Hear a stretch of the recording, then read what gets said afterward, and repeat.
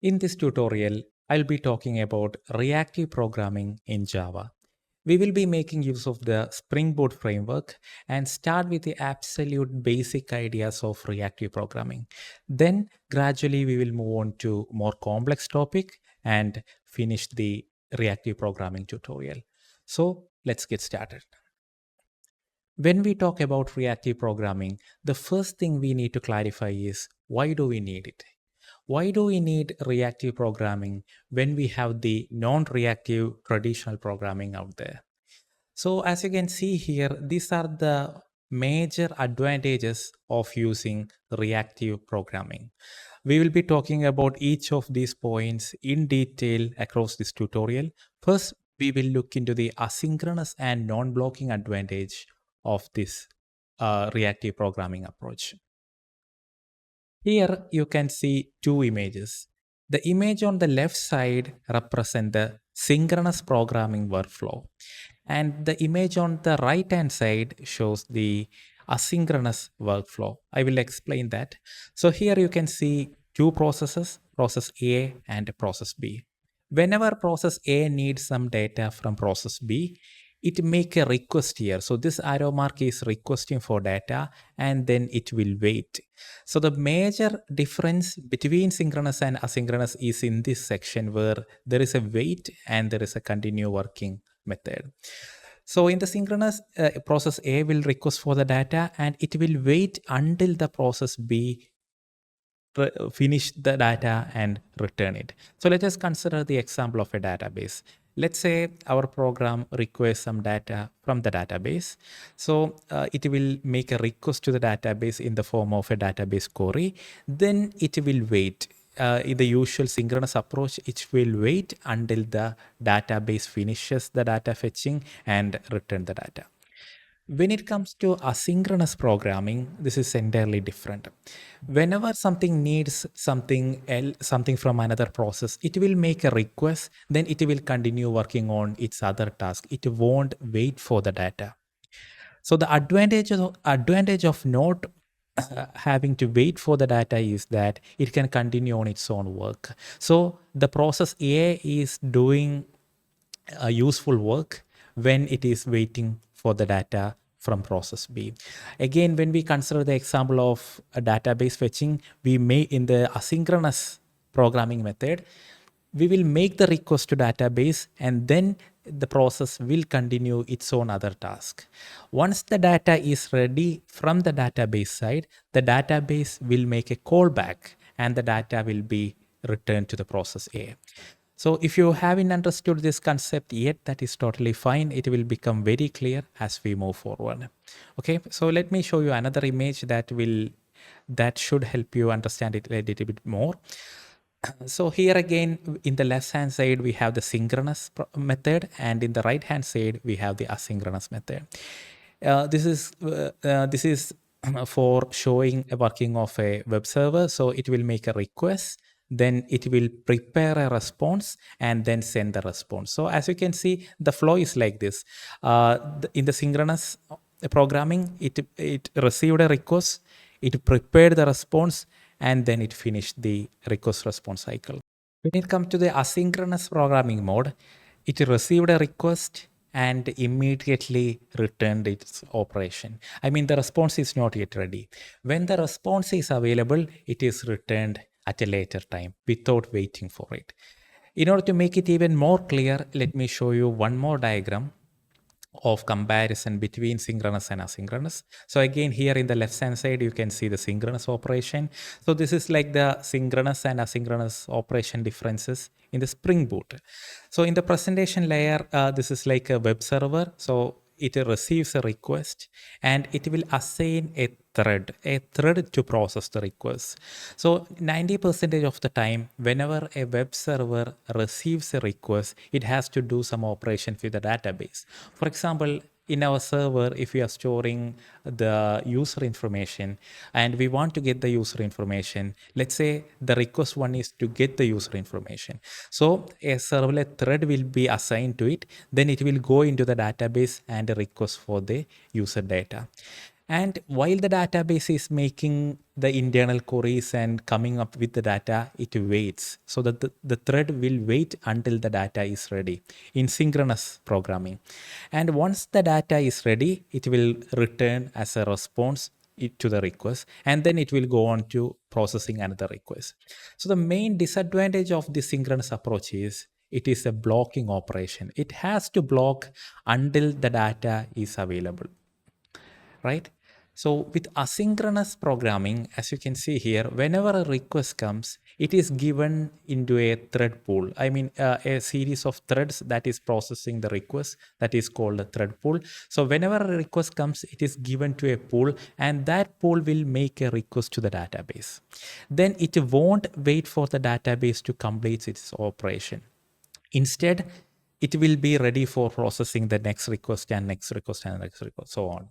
So once the database finishes its work and the data is ready for a request, it is notified to the event loop, the fixed number of thread, via a callback method. So that's why you can see here there is a event with the callback and a callback execution.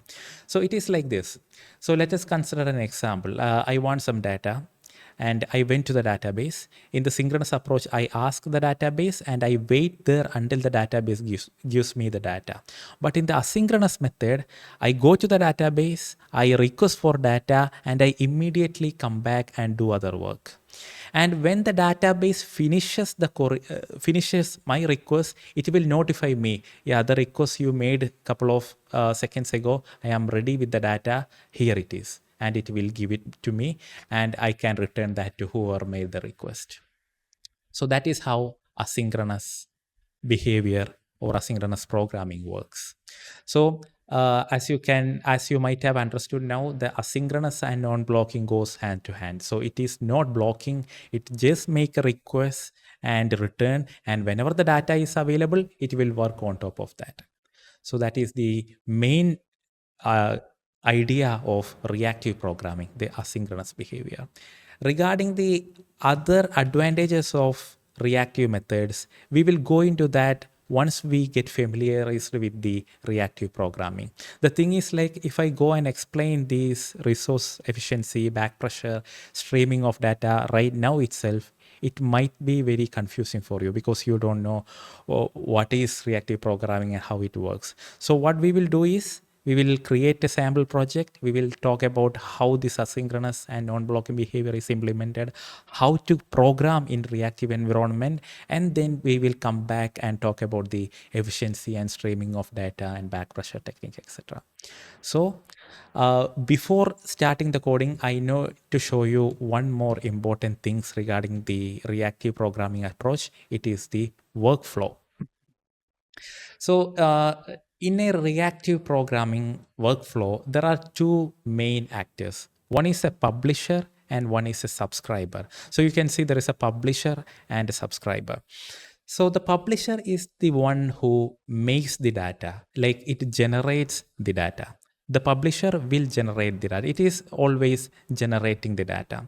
And the subscriber is the one who is interested in the data created by the publisher and work on it. So just after this slide, we will be starting coding, and you will be seeing this in action very soon. So it will become all clear, but just bear with me for the moment, and let us just understand the technical terms here. So in the publisher and subscriber method, this is how it works. When the subscriber wants some data, it will go into the publisher and make a subscription. So that is the very first step of reactive programming. The subscriber subscribe to the publisher. Okay. Then once the publisher receives a subscription request from the subscriber, it will send a subscription to the subscriber. So it is like that. So it made a request, and the publisher acknowledged that, yeah, I know that you need the data. Here is my subscription. And after that, when the subscriber needs some data for processing, it make a request. In the bracket here, you can see n, that is like how many data I am requesting from the publisher. Let's say I want 10 data from the publisher, then the subscriber will make a request of 10 entries.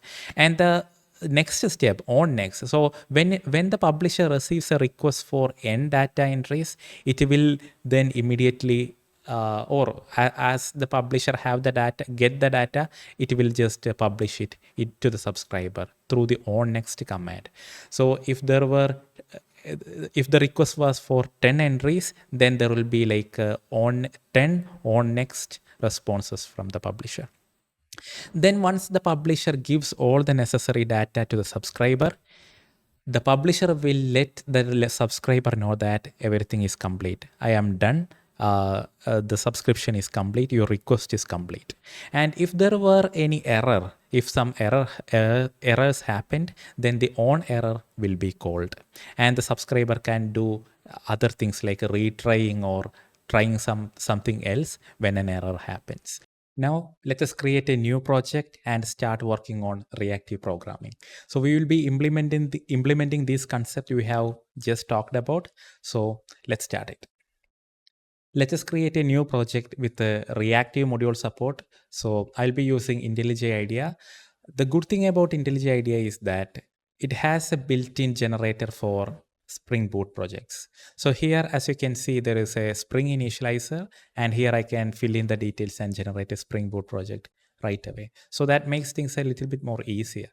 So here, let me name the project as Learn Reactive Programming, and the group ID com.genuine coder, that is fine. For Java, we will go with the LTS release Java 17, and let us click on next.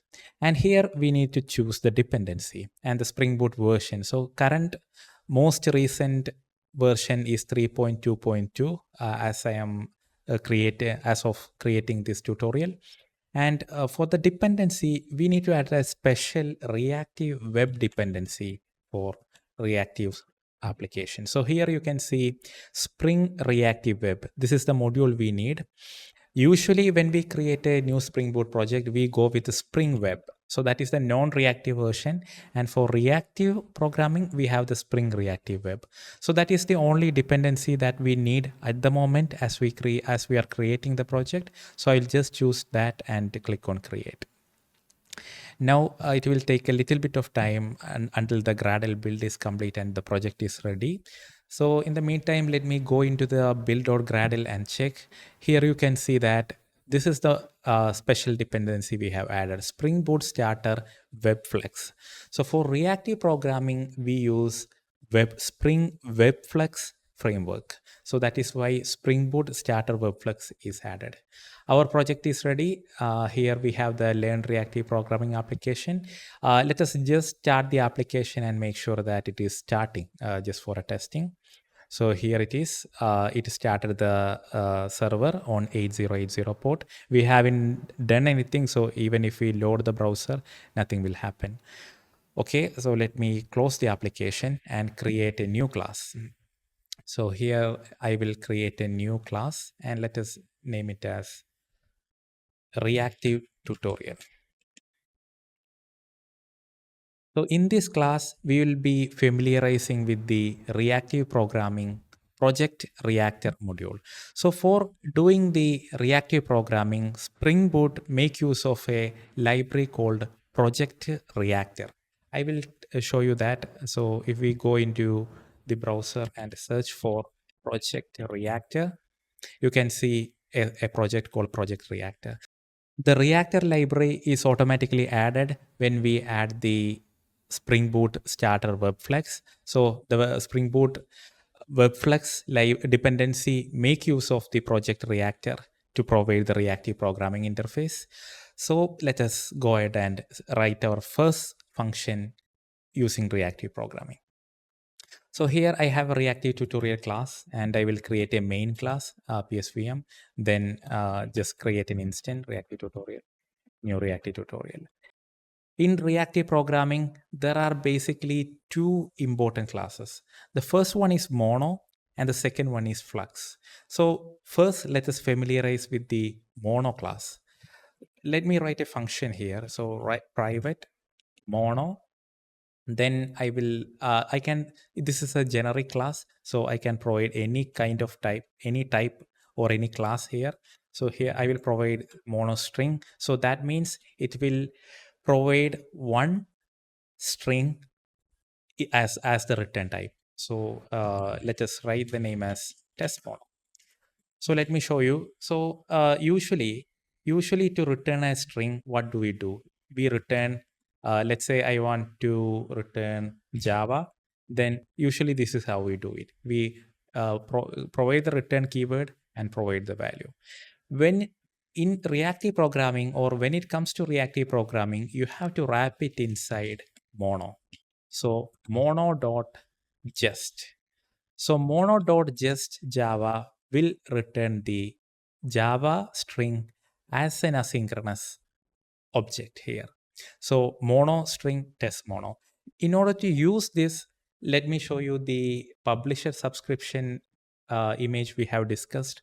So here, this is the publisher. So we just created the publisher as mono. So there are two publisher classes. Mainly, the first one is mono and the second one is Flux, and this is the first one. So we created the publisher and we said that the data, it will only work when the subscriber make a subscription and make a request and so on and so forth. So let us just confirm that. So if I just call reactive tutorial dot test mono, actually nothing will happen.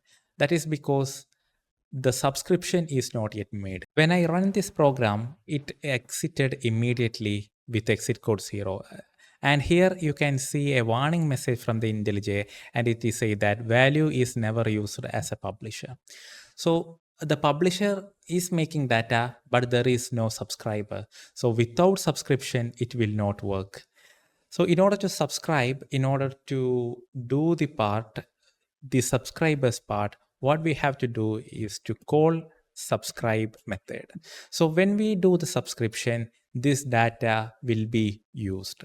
If we run the program right now, you won't see anything much here. Internally, it is taking this data, but we are not doing anything with the subscriber data, like maybe printing it into the console or anything. So inside the subscribe function, we can use the return data from here and display it. So here I can add it like subscribe the data. So so the data inside the mono will come here. So the data will be Java in this case, and I can just print it. So system.out.println and data. Now when I run this program again, it should display me Java. So here it is, the Java. So that is coming through the subscription. Now, the reactive programming or the Project Reactor provides a very useful function called log. So I can add a log function here and see how the data is going through the subscription processor interfaces. So I just added the log function here, and I am running the code now. And here you can see what is happening exactly. So just like we theorized, the subscriber first should send a subscription request. So you can see on subscribe. So here, when we call test mono and call the subscribe function, it made a subscription into the publisher, which is our mono. Then it sent a request. So the next process after the subscription, it will request for a data, and then it will return all the data it has. So unbounded means send me all your data. So here for mono, there is only one data and only one onNext is called, and that is Java, and it completed. So once all the data is processed, it will call onComplete. So the subscriber will know that, yeah, the processing is completed. So that is how it happened. So just like we theorized, it worked exactly like that. So mono.just like that. Now let us look into some other interesting features of the mono. So if we look into other ways of mono preparation, we have mono.just that will accept just or empty. So the just will not accept null values. If I call mono.just null and do it like this, it will actually show an error because mono cannot have null. So if your program want to return a null value, include mono just or empty. So the value can be empty. So let me run the program again. And here you can see that since the mono do not have any data, that means it only has a null. Nothing really happened, but it didn't crash. And another functions for mono is like mono.zip and some other functions. So what if you want to just give an empty mono? I mean mono.just or empty, then passing null is not recommended. So if you want to return an empty value, use mono.empty. And let us run the program again. And here again, you can see that there is no data in the mono, so nothing really happened, but the program worked with the empty data for the mono. So mono is for just one data. What if we have more than one data? In that case, we have a publisher called Flux. So let us talk about Flux next. So I will write a function, private Flux. And here again, I can provide any data type. So for tutorial, I am going to give string. So we have a flux of string and then test flux. So let us test a flux. So previously for mono, we said we have mono.just and we gave Java here and it displayed the Java in the main function. Similarly, to create a flux, we have multiple ways. The first and easy way is flux.just. So it will accept just one data or more than one data. So here as an example, let me give Java, CPP, Rust, maybe Dart as well. So I gave 4 entries and this is a Flux publisher. So of course, in order to use that value, we have to subscribe it. So we will use this test flux here inside the instead of the mono. So reactive tutorial.test flux, then we will subscribe and we'll print that into the console. So here there is a warning, and this warning is a suggestion for converting into a lambda based method. So this can be even more easy to read. So I will just put it like this, replace lambda with a reference method. So it is, if you are not familiar with lambda, this is exactly what this is. So here there is only one argument, that is data. So, and that argument is directly passed to the function. So in the lambda method, you can put it like this. Okay, so I have linked the test flux into this one. So we have subscribed for it here. Let us run the app. So when we run it, you can see here that these 4 entries, Java, CPP, Rust, Dart, they are now printed here from the Flux. And when we look into the Flux, there are more other ways you can create Flux. So just one method. You can create Flux from arrays, normal Java arrays, from iterables, from streams, and you can create custom publishers as well. So in order to test some other method, let me go with from iterable. So Java collections are iterable. So if I have a list, let's say array list or something like that, let me create one. So here, instead of using flux.just, let me show you a list of string. So list of elements. So this is a list of string. So list of programming languages. So I have a list of normal Java list, and I can convert this list into a flux using flux.from iterable and just return it like this. Return flux from iterable, and it will work exactly the same way. Let us test that. C, Java, CPP, Rust array. And this works for for array as well. So we have from array. So if you give an array, it will be converted into a flux. You can convert a stream, Java stream, into a flux as well. So it works with the existing Java collections and sequences. So that is a good thing. So that's about the flux. So for single data, we have mono. For multi-data, we have Flux. These are the 2 main publishers. Now let us talk about the special functions we have that helps us manipulate data in these fluxes and monos. So one important thing is called mapping. So let us create a function for map. So let's say I have flux string, and let me write the name as map. So I will use this one, this iterable like this list of programming languages. Then I have a flux here, flux string, uh, flux. Or to reduce the number of lines of code, let me just use the just function. So flux.just like this. So I have a flux. Now let's say I want to apply an operation to each elements in this flux and return it. And that operation can be anything. For example, let's say I want to make them all capital letters. So I can do that by returning flux.map. And here in the function, this is each entry. So here I have every entry in the flux and apply any operation. So I will just use s dot to root uppercase. So when I do the mapping, each of these entries will be applied into the map function and the result will be returned as a flux. So let us test that. Test map, and let me run it. Java cpp res dart. So it got applied into each of these elements. Now, similar to map, there is another function called flatMap. So let us look into the flatMap. Let me create another function. So flux string test flatMap. And let me copy paste this function, the test map function here, and change this map to flatMap.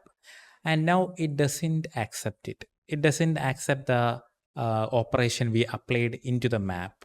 So here, if we look into that, it is using a function that accepts a string and return a publisher. So what are the publishers? Mono is a publisher. Flux is a publisher. But here, what we are returning is a string value. So it needs a publisher. So a lot of people are usually confused between the map and flat map. So the difference is simple. If you are returning a normal value that is not a publisher, then you can use map function. If you are returning a publisher, then you have to use flatMap. So this code s dot to root uppercase should become mono dot. So that is a publisher now. Mono dot just s dot to uppercase. So now you might be asking, why is it mono? Why is it is not flux? That is because here we are applying the operation to only one element at a time. At a time, we are only applying this to, we are applying to all the elements in the flux, but at a time within the flat map, we are applying to only one item at a time. So that's why it is mono. So mono dot just s dot to root uppercase. So that is how we apply the flat map. So now the obvious question is why? Just why am I complicating the things by using a reactive publisher here instead of just using the normal method? That thing is, this is just an example. In real world scenario, there will be a lot of cases where your data mapping requires some asynchronous operations. Let's say for each S entry, I want to do a database query. At that time, we won't be able to use the normal operation, like a normal synchronous operation. So at that time, when there is a blocking thing or any other cases like that, where you have to use a publisher or reactive way, you will have to use the flat map. Now to confirm the working, let us run the test flat map. So test flat map, it should display all these entries in the uppercase. So yeah, it is Java, CPP, REST, and Dart. So we have finished covering the map and flat map topic. Now let us look into another interesting function called skip. So let me create another function. Let me copy this flux string. So test flat map. So let me write a function called test skip. Here I have a flux here, and the skip function allow me to skip certain entities from the Flux. Let us look for skip, and you can see there are a lot of overloaded functions here. So we have skip with a long value, skip with a duration, skip last, etc. So let us first use the easiest skip option, that is the long skipped. So I have 4 entries here, right? Like 4 programming languages. If I want to skip the first 2 entries, I can give it like this: flux.skip, that is skipped. So, and let us run the program. So test skip, run, and you can see rust and dart is there. So rust is there, dart is there, that is the third and fourth one. The first and second one is skipped. What if I give like maybe a 6 value, that is more than the number of available entries in the Flux? In that case, it will not print anything, it will just complete, because obviously the Flux do not have that many elements. So that is the very basic skip function. If we look into another form of the skip function, you can see there is a duration. So the duration is useful when there is a delay in the Flux. So let me show you. So to show you that, first I need to show you, first I need to make or emulate a delay in the publisher. So let me make it simple for you. Let me just return the Flux like this. Return Flux dot, and here I can provide a delay to each element through a delay function. So here there is a function called delayElements. So duration dot of seconds 1.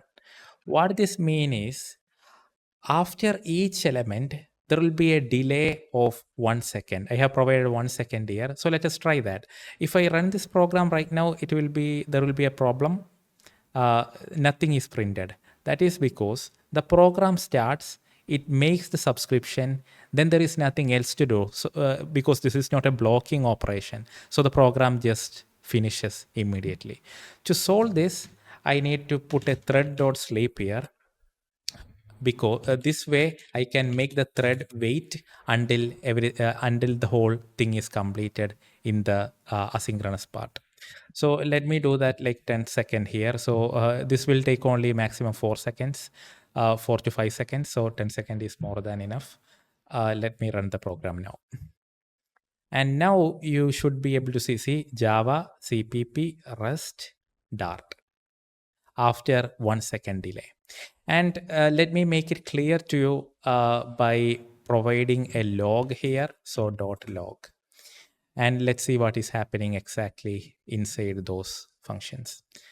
So first it made a subscription. It waited for 1 second and printed Java. Then it waited for 1 second and called onNext. Then it waited for 1 second and called onNext. So let me take the image again. So I made a subscription. Then after 1 second, made a request. Sorry, I made a subscription, made a request. Then after 1 second, the first data came. Then after 1 second, the next data came, and so on and so forth. So let me confirm that again. Let me run the program again. Made the subscription. Then the first item came after 1 second, then 1 second, like that. Okay, I hope it is clear to you. So this is just simulating the behavior, simulating the delay using delayElements. Now let us come back to the skip operation. So now my Flux has a delay of 1 second between each items. Okay. So let me make it like this, delayElements. Now, if I want to skip elements based on the time period, let's say I want to skip data for the first 2 seconds and give me the rest of the data. Okay. In that case, I can do it like flux dot skip, and there is a duration. So duration of seconds. Or do I have seconds? Yeah. So let me say it like this. For the first 2 seconds, I am not interested in the data. After that, give me the data. Let us run the program and see if that is working. So first 2 seconds, nothing is happening. Then CPP came, then Rust came, and then Dart came. Now you might be asking like, you said 2 seconds, but why CPP is coming? Because Java and CPP are supposed to come. That is because of minute millisecond differences in the delay elements. So if I make this 2.001 second, then it should not be a problem. So let me make it like off seconds, of millis. So let me give just about 2 seconds, because this CPP is supposed to come at the after 2 seconds, right? Or just at the 2 second time period. So here duration of millis, 2 second means 2000. So let me make it like 2010. So just about 2 seconds I want to skip and then get the data. So let me run it now. You can see CPP did not come, because it is skipping 2 seconds and 10 millisecond and taking the data. So only rest and dart came. So that's about the skipping with duration. So we talked about skipping with the count. So it was like this: flux dot skip, just give the count, skip the first 2 elements like that. Then we looked into skip with the duration. Now let us make it more interesting. Let us consider another cases of skip available. So again, flux dot skip. What else we have? So you can see skip last.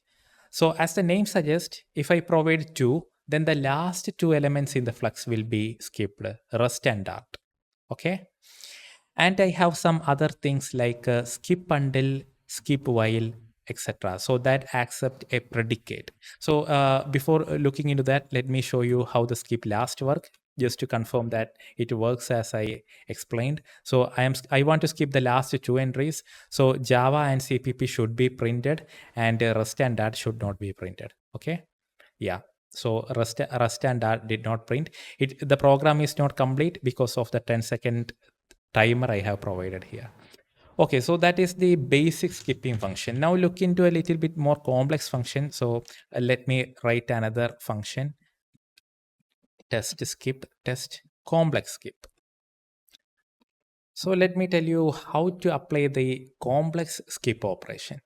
So there is another way to create flux here. So so far we have been talking about a string of flux entries. If you want to create an integer flux, there is an easy way called flux dot range.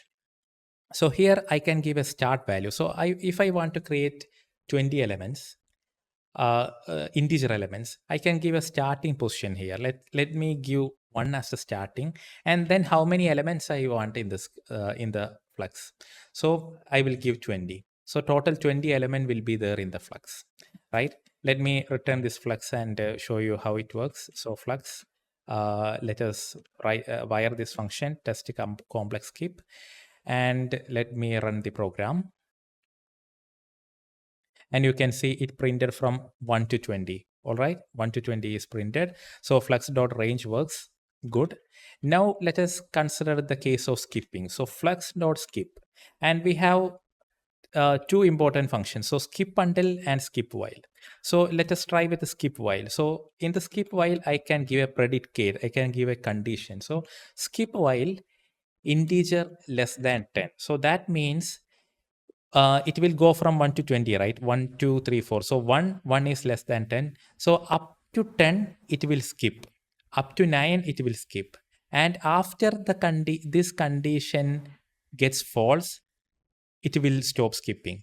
So skip while integer less than equal to 10 means until this condition turns false, it will continue skipping the entries in the flux. So let me run it. You can see 10, from 10 it started working, because integer less than 10 is true until 9. 1 2 3 4 5 6 7 8, up to 9 it is true, so it was skipped. The reverse is also possible: skip until. So we have the function called skip until, and the skip until works like this: until the condition is met, it will skip. So we can say like until the integer becomes 10, skip. So previously the condition was like until it becomes false, it should skip, and here it is the reverse: until the integer until this condition becomes true, skip it. So let us try that. So when running the program, you can see here that uh, it is skipped until 10 and it stopped skipping once it reaches the true condition, which is integer equal to 10. And I can set this to another always false function, right? Like integer equal to 30. This is not going to happen, right? Because the highest element is 20. So if I run this program, this will not have any output. That is because this condition never came true. So the skipping happened until the end of the list. Sorry, until the end of the flux. And if you look into the documentation, you can see that is what they are saying. Skips values from the flux until a predicate returns true for the value. The resulting flux will include and emit the matching one. So until the condition is true, it is skipped. Once the condition accepted or once the condition became true, then it started sending all those events into the subscriber. So that is about the skip. So we have covered all the important functions in the skip function. And the next one is an interesting thing that is called the concatenation. So let us look into that. So private, let me just copy this, right? So let us use test concat. So we discussed that we can generate flux using the range function. Let's say we have two fluxes and we want to merge these flux into a single flux. So that can be done like this. So I will name this as flux 1 that has values from 1 to 20. And I have another flux 2 that starts from 100 and ends at let me make it as 101. So 1 to 20 and 101 to 20. Okay, then if I want to merge them, I can make use of the concat operator. So return flux1 dot concat. Sorry, I can use flux dot concat. So that will be flux1 then flux2. So what will happen here is this flux will be sent to the subscriber first 1 to 20, and then the once it is completed, all the elements from the flux2 will be concatenated and sent to the subscriber. So let us try that. So test concat run. See, it printed from 1 to 20 and then from 101 to 120. Let's say I want the second flux to come first and the first flux to come as second. Then I can just swap these values, then send it. So as you can see, it happened like this. First the second flux and then the first flux, like that happened. So the good thing about flux.concat is it can accept more sources, right? See, it has a var function. So if I have another third flux that starts from 1001, then I can include it as well. So flux 3, flux 2, flux 1, and all those entries will be shown in the end. So 1001 to 1020, then 101, like that. So that's about the concat operation. So it will help us concat multiple fluxes together. Okay. And let me check flux1.concat. Is that function available? No. Okay. Okay. The next thing we need to look into is the merge function. So let's see how we can merge two fluxes. So let me write it here. Test merge. So for easiness, let us keep 2. So we have flux1 and flux2. And inside the flux class, we have another function called merge, flux.merge. And here, let me merge flux1 and flux2 together, flux2. Okay. And here the resulting is a flux. And let me run the program, test merge, to show you how it looks. So here you can see just like that, it merged 1, 2, 3, the first flux and then the second flux. And the interesting thing will happen when we introduce some delay. So you might be asking like, why do we need flux? You just showed me the concat that worked just like this. What is the significance of merge when we have concat? That's a very good question. That's a pretty good question. I will show you why it is important. So just like before, let me add a delay into this one. Okay. So here the flux one has a delay. So I will add a duration. So duration of seconds, and I will put 1. So each element will take 1 second after the other. So there is a 1 second delay. So I have added the second delay for each of these fluxes, and let me run the program now. Now you can see now you can see it is not showing any output, because just like before, we have to add a sleep function here. So thread.sleep. So how many items do we have? We have 20 items, right? So so let us make it faster. So of millis. So let me make it half a second, okay? To execute is faster. So of millis. So there is a half-second gap between each entries. And for sleep, let me put a 12-second sleep. Then run the program. Now you can see an interesting behavior.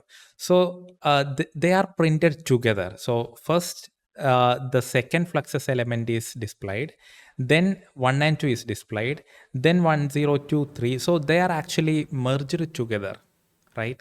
So these elements from the elements from these two fluxes are coming in a merged way. If I use concat here, the one we just learned before, you can see it is first displaying elements from the first flux, and only after the first flux is fully completed, the second flux is started. See, 101, 102. It exited at here because 12 second, after 12 second, the program exited. So let me make it 30. So that is the difference between concat and merge. When there is a delay, they behave very differently. So if you look into the documentation, concatenate all sources provided as vararg, forwarding elements emitted by the sources downstream. So basically, it will wait until the first flux is complete. This arrow is the first flux, and only once it is complete, the second flux will be started. Whereas in case of merge, both fluxes are subscribed together. You can see this is the first flux, this is the second flux. Both are merged into a single flux. So that is a very important thing. And one thing I need to tell you guys is that when you do reactive programming, these kind of merge, concat, and map operation, these are one of the most important used functions. You will come across them all the time when you are doing reactive programming. So make sure that you understand the concept, test some code on your own, and continue. Okay. Then we have another thing called merge. So we have concat, we have merge, then we have a thing called zip. So let us see how we can make use of zip function. So flux.zip is available. Similar to let me show you. So here inside the class flux, we have the static function called zip, but it doesn't provide a flux of integers. Why? Let us look into the response type. So here you can see it is returning a tuple value, tuple2 value. A tuple2 value means when you zip them, one element will be taken from each flux, and then it will be given to the resultant flux. So it will be like this. With the zip function, the first element from the first flux will be taken, that is 1. And the the first element from the second flux will be taken, that is 101. Then the second element from the first flux, that is 2. Second element from the second flux, that is 102. So zip is used to zip or combine multiple fluxes together to produce a single, like a combined output for each one. So let me show you this in an output. So this should become a tuple2 of integers. right? So tuple to integers of integers, we zipped it. Now let us run the code. Test zip.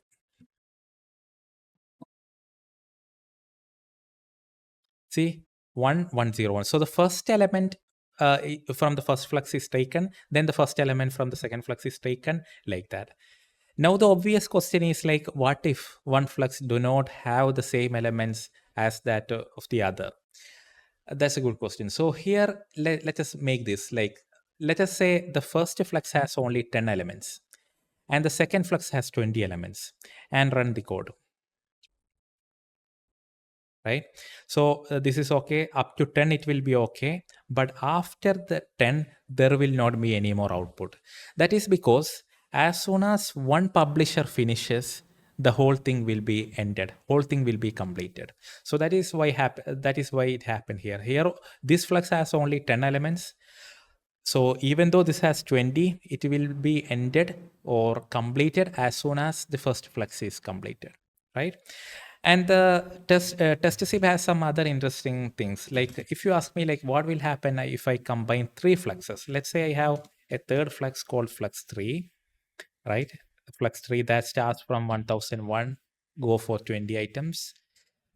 Then if I zip it, what will be the value? So flux 3, then it shows an error here because the return value doesn't match. So in that case, it will become a tuple 3, and a tuple 3 has three values. Sorry, a tuple 3 has three values.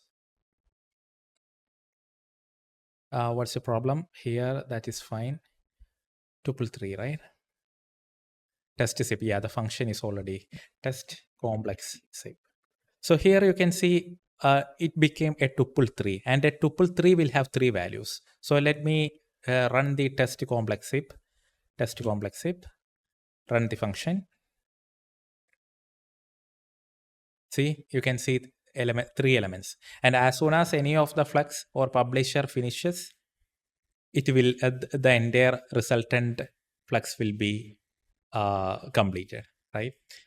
So now the question is like, what if there is four fluxes that I want to combine? Then there is thing called the tuple 4, and it can provide four values. There is tuple 5, tuple 8, I believe.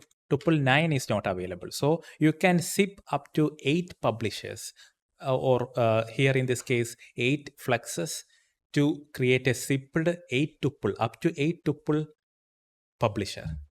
Okay, I hope it is clear. Now, if you ask me, like, can I zip a flux and a mono together? Let's try. So let's say I have a mono of integer with mono dot just, right? Mono dot just one value. For ease of use, let us make it as like one flux and one mono. So I have a flux and mono. So I provide a flux here. I provide a mono here. Yes. Here it will become 2, tuple 2. And as you can see, it is possible. So the problem here is the mono will be completed after one item. So even though this flux has 10 items, it will be over just after the first item. See, 1 1. So that is possible, but I am not sure how much useful it is going to be. Now let us see how to make use of collect function to collect items from a flux into a normal Java list. So let me create a new function. So test collection, or maybe test collect. And I only need a simple flux, just one flux. So 110. And here I can collect the flux into a list using collectList. So here you can see it is a mono of list of integers. So why it is a mono? So mono is always for returning one item, right? Even though the flux contains multiple items, when we combine them into a list, that list is going to be a single object, right? Only one item. So that's why it is mono of list of integers. So flux dot collect list, and here I need to change this. So this is going to be mono list of integers, right? Mono list of integers. And I can just return it like this. And let us run the code. Let us test collect and subscribe it. And the thread.sleep is no longer needed here because I have removed the duration of millis or the delay between the elements. And let me run the program. So here you can see it got converted into 1, 2, 3, 4, 5, 6, just a normal Java list. Now the question is like, I don't want a mono list of integers. I want a list of integers. How do I do that? For that, we have a function called block. So instead of subscribing, in order to get it synchronously, I can call block here. So what will happen here is like a conversion from reactive programming to normal, non-reactive programming. So when we call the block function, the non-blocking publisher here, this non-blocking publisher will get converted into a blocking synchronous uh, code flow. So here the output will be list of integers output. See, list of integers output, and I can just print them. So the problem here is when we run the program right away, that is not going to show any issues. It will just show 1, 2, 3, 4, 5, 6, 7, 8, and 10 like that. But when there is a delay elements like maybe duration of millis, maybe 1 second delay, then the problem is like this flux will take 10 seconds to complete, right? As a result, this function and this thread will be blocked up to 10 seconds. So let me show you that. So let me run this. And here, when we just started the program, the output is not coming because for the flux to complete, it will take 10 seconds. And until that 10 seconds or till that 10 seconds, our program is hanging. It is hanging in this blocking call called block. So it is not recommended. So avoid these calls to block as much as possible. Now let us look into another function called buffer. To do so, let me create a function, test a buffer. So buffer, as the name suggests, is used to collect a set of items from the publisher and send them together. Yeah, it is just like other kind of buffering. So in the YouTube video, when the video is buffering, it will buffer or download video for a couple of seconds. And then once that buffer empties, it will download the rest of the video for another couple of seconds or minutes. Similarly, the buffer has the same meaning here as well. So to test a buffer, let us use this Flux, and the Flux has 10 items starting with a 1. And here we can use the buffer like this. So flux.buffer, and the buffer has a lot of overloaded functions. So here we have a buffer without any items. So let us see how it behaves. So flux.buffer, and you can see that here it provides a list of integers. That means it will collect all incoming values into a list that will be then it will be emitted as a flux. So let me provide it like that. So it is going to be a flux. So collect is like combining everything into a single list, whereas buffer is collecting the items together into more than one list. Okay, so let me call the test buffer here, test buffer, and then subscribe. So I have to subscribe here. I am not doing any blocking calls. So I have to uh, subscribe. So here, let me put cast expression. So this return call is no longer valid. Okay. I have to sleep as well because this is a asynchronous call. So to make the program alive until this buffering is complete, I have to put the sleep call. Now let me run the program. And it will take 10 seconds for the whole Flux to for the publisher to finish its publishing. It will take 10 seconds. So all the items are put into the one single buffer here, one list of integers. Now we can customize the buffer. Instead of buffering the whole element into a single list, we can provide some customization for the buffer. So let us see how we can do that. And here you can see there is a max size value. So if I give a max size value to maybe 3, let us see what will happen. So I gave the buffer size as 3. So here you can see it is buffering 3 items at a time. So it is waiting until 3 items are received from the publisher, and then it is sending that as a list of integers. So it created 4 list of integers, first one with 3, second one with 3, another one with 3, and the last one, and after 10 it is completed. So that is how the max size works. We can specify the size of the buffer. There is also a time duration based buffering. So for this one we can provide how much time do you need to wait for the buffer. Let's say I need to wait for 3 seconds maximum and get me the data from that time period, right? So let me give the duration of seconds as 3 and then run the program. So in this case it should give me 3 items per buffer. So here it is coming as 2 or 3. So now you might be thinking, you said 3, why it is only coming as 2? That is because the duration of millis is 1000 millisecond or 1 second. So 3 second means there will be some nanosecond or millisecond variations, just like we have seen in one of the above case where we have to adjust the time. So what we need to do is increase the duration of increase the buffer duration from 3 seconds to a little bit more. So for that, let me put duration of millis. So instead of 3 seconds, let me put 3.1 seconds. So 3.1 second, 3100, that millisecond means 3.1 second. So 3.1 millisecond will make sure that I will get 3 items, since the items are separated in 1 second interval. So here you can see 1, 2, 3, 4, 5, 6, 7, 8, 9, and 10. So that's about the buffering. So with the buffer, we can combine multiple inputs together and then process them in a step-by-step fashion.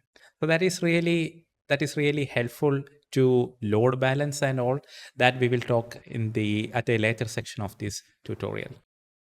Another interesting thing we can do is called collectMap. So we have a publisher, a Flux, with a set of items. We saw how to collect the Flux into a list. Now let us see how we can convert the Flux into a map with a key value. So map means there will be a key and a value. So let us see how we can do that. Let me write another function, test map collection. So let me name it like that, test map collection. And I have a Flux here of 1 to 10 as usual. And here, let me do it like this, Flux dot collect. So we saw how to work with the collect list. Then there is this option called collectMap. It takes 2 parameters. The first parameter is the key. So as you know, the map has a key and a value. So what should be the key? In this case, what I want is like this. I want an output of a of an in, of for each entry. I want to have a value like a and then a squared. So for example, for entry 1 of entry 5, I need 5 into 5 25. For 6, I need 6 into 6 36, like that. So I need the number and its square value. So that we can do like this. So for each key, I can use the key for each integer, I can use it as the key itself. And as the value, I can use the square function. So integer into integer. Or you can do it like this, math.power integer. Does it accept integer? I'm not sure. So here, what is the output? So power, yeah, it will become double. So I don't want to use math or power function. I will just use integer into integer. Now there is a return type error. So if you look into the error, you can see that it is returning a map of integer. This is a Flux. So it is going to be a mono because there is only one map output. So that is a mono response. And within the mono, I have a map of integer like this, right? Then I can call test map collection here and subscribe for it. I don't need the thread.sleep at the moment because there is no delay elements added. So this should work without any problem. And here it is. You can see that for 1, we have 1, 2, we have 4 like that. And we got the output. Let us look into a set of interesting functions that start with the name do.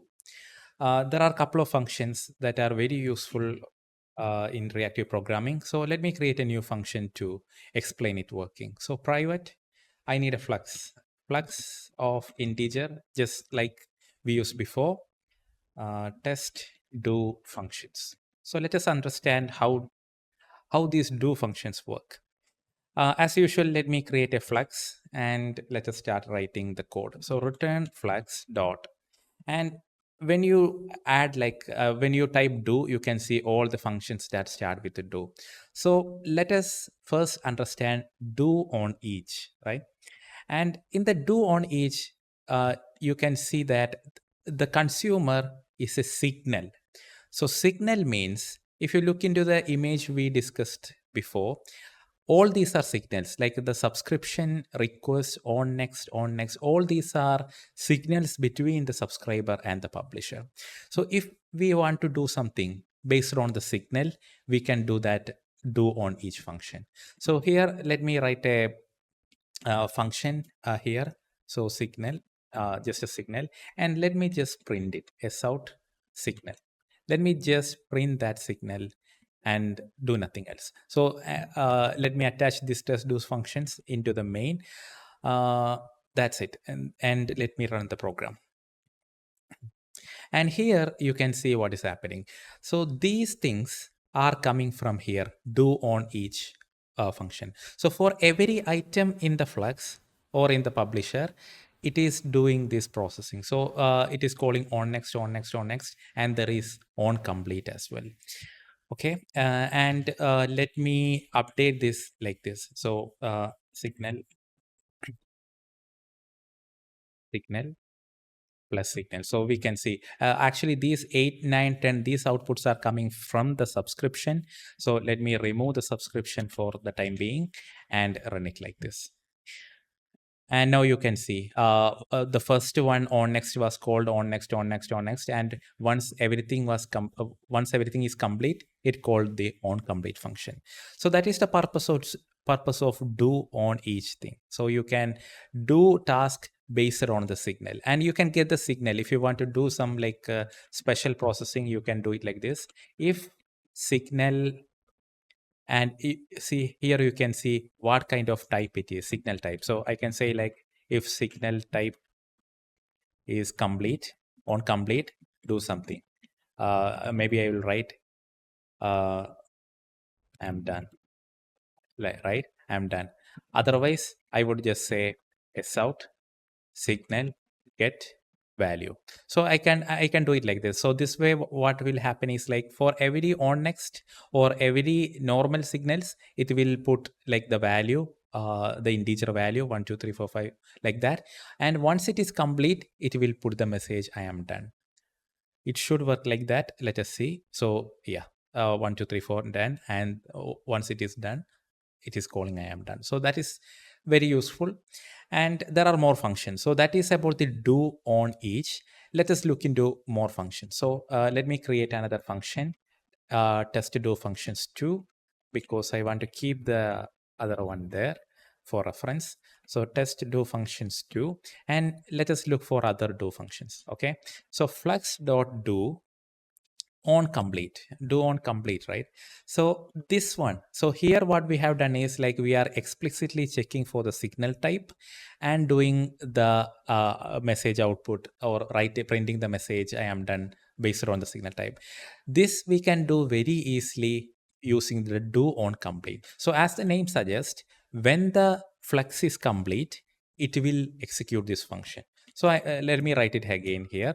So let me write the same functionality as of this one here. So here I am writing I am complete. I am complete, right? And to print each item, I can put a entry like this, system.out. print line, right?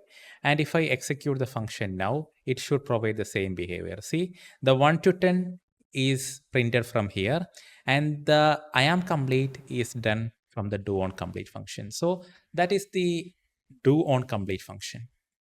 Now let us create another function and see what else we have there. Do. There is a thing called do first, do on next. Now, what if we want to process each individual signal? So here for signal dot get, so here for printing each entry, I am calling signal dot get. That is giving me the integer. What if I don't want to use that? Instead of getting signal for each one, I want to get the actual item, right? So that can be done using the onNext function. So the onNext function will give me each entry alone in the Flux. So I can do it like this: sout integer, and it will print each item. So if I run this program right now, it will print each item twice. So the first time it is printing from doOnNext, and the second time it is printing from the subscribe method. So 112233 like that for each entry. So that's about the doOnNext. What else do we have? There is a thing called do on subscribe. So when someone subscribe to me, if I want to do some operations, let's say this is a subscription, right? Reactive tutorial test function, that is a subscription. So whenever some subscriber subscribe to this Flux publisher, if I want to do something, I can do so in the do on subscribe function. So let me put a message here, sout subscribed, right? Subscribed. I missed the spelling. Yeah, subscribed. And to confirm it's working, let me call it twice. So I have one subscription there and the subscription here. So actually this should be called twice because I am subscribing twice. Let me run the program. You can see it subscribed first and printed all the 10 entries. Then at the line 128, another subscription happened and it printed all the 10 items like that. So this is very useful when you want to track the subscriptions and do something with it, etc. Okay, another thing. So let's say I want to do something when cancelled. Yeah, so there is a thing called doOnCancel. So so far we have been talking about the ideal cases, like we create a Flux, the subscriber fully uses it, and everything goes well. What happens when someone cancels a subscription? So here you can see that when you make a subscription, it returns a thing called disposable. Okay, so there is a thing called disposable. Using this dispose, I can actually cancel the publisher's connection to the subscriber, and actually cancel the processing itself. So if I call disposable.dispose, it will be prematurely cancelled. So let's see how to make use of it. If I do it like this, let me call sout cancel. Sorry, cancelled. And let me run the program. There will be a problem right now. As you can see, even though I cancelled, it actually printed all 10 items.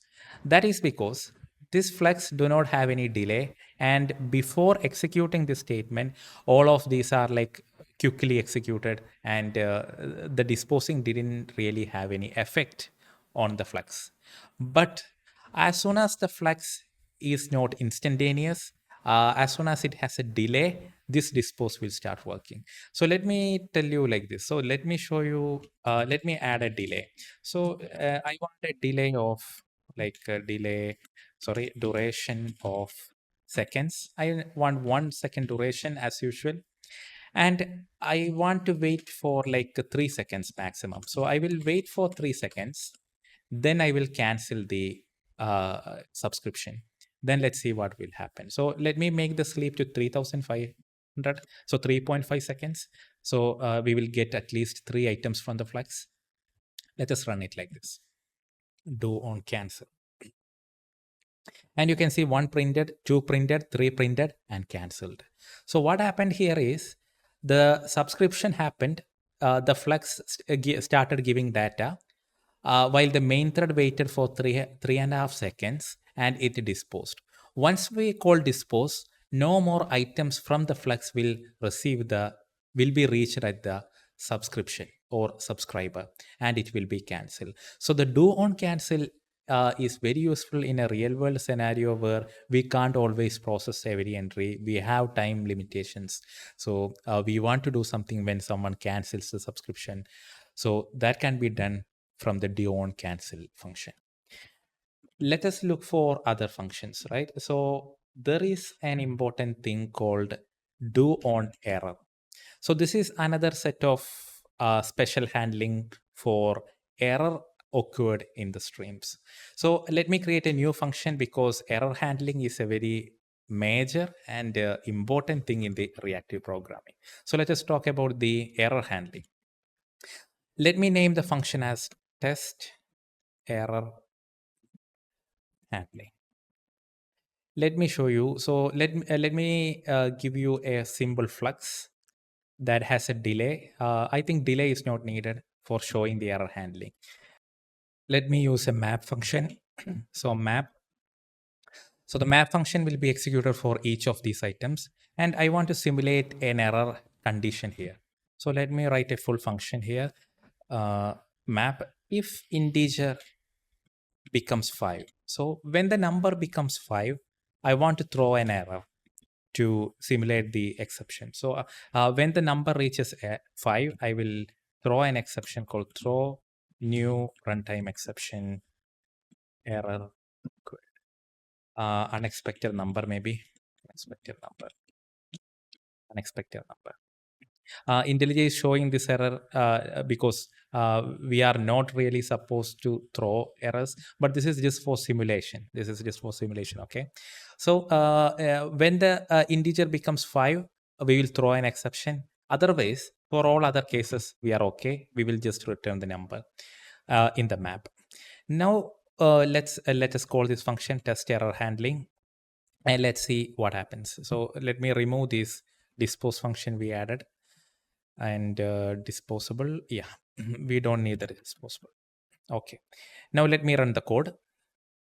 Let's see what happens. So 1 printed, no problem. 1 2 3 4, and when the 5 reached, the problem happened, and the exception was thrown, and unexpected number happened, and the entire rest of the Flux was dropped. Like, once an error happens, the rest of the entries in the Flux will not be executed. We can make them executable. I mean, we can recover from the error. We have function for that. We will see how to do that next. So here, when the error happened up to 5, it worked properly, but when the error happened, everything stopped and everything went into flames, right? So to recover, let's look for functions. Do on, it is not do on error continue. So we have the function called on error continue, and it has different overloaded options. Let us go with the easiest option. So it has this option where we can handle the error inside this function, and then the rest of the entries in the Flux will be executed normally. So let's see how we can do that. So when the error happens, I will just write like s out. Don't worry about the object. So here the object is going to be 5. So on error continue has 2 parameters. The first parameter, throwable, is the error that is thrown, and the second one is like the integer entry that had the problem or that caused the exception. And we are saying on error, just handle it here and continue. Let us run the program and see if it is behaving as expected. So here it is, 1 2 3 4. And for the 5th item, the error happened, and the on error continue function got invoked, and we print the don't worry about message. And then the 6 7 8 and 9. So the rest of the stream, rest of the Flux got executed, and it completed normally. So this is one way to handle it. There are more ways to handle errors in the reactive programming. So let us create another function and see what else we can do when this kind of error happens. So let me name the function as test error handling 2. I will put it here. And let's see. So on error continue, we have seen it will continue. What about on error return? So on error return allows us to provide an option to return a value when an error happens. Let's say when we know that when the integer becomes 5, the error happens. So when the error happens, I want to stop the Flux or publisher or cancel the subscription with a -1 value, right? So this way, when the subscriber gets the -1 value, it can do some special operations like maybe retrying it or do some specific operations, etc. So the on error return option allow us to return a special value when the error happens. So here, if you look into the documentation, it says simply emit a captured fallback value when any error happens. So 1, 2, 3, 4 will go. When it comes to 5, it will return the special parameter we have given into the output and stop the processing. So let us run this. Let us run the program. And you can see 1, 2, 3, 4. And when the error happened, it returned the special -1 value and stopped the processing. This is really helpful as we discussed for subscriber to handle exceptions. And this has like 3 overloaded options.